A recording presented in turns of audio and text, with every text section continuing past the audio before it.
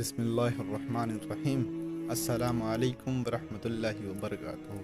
خوش آمدید ہے آپ کا ہمارے چینل پر۔ امام احمد بن حنبل فرماتے ہیں، ایک دفعہ مجھے عراق کے کسی گاؤں میں رات ہو گئی۔ میں ایک مسجد میں گیا، لیکن چوکیدار نے مجھے وہاں سے نکال دیا۔ میں مسجد کے باہر فرش پر سو گیا۔ چوکیدار نے مجھے پاؤں سے پکڑا اور گھسیٹ کر مجھے مسجد سے دور کر دیا۔ ایک خدا ترس آدمی مجھے اپنے گھر لے گیا۔ وہ شخص چلتے پھرتے، اٹھتے بیٹھتے ہر وقت استغفار کرتا رہتا تھا۔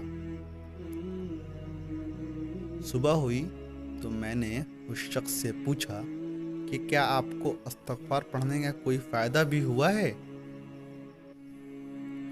تو اس شخص نے کہا،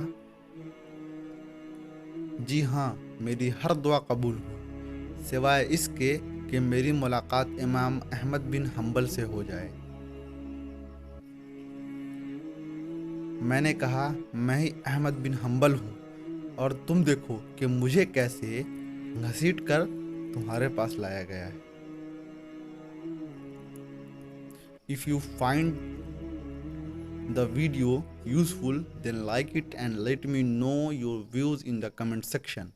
To get such an amazing video every day, subscribe my channel and share it with your friends.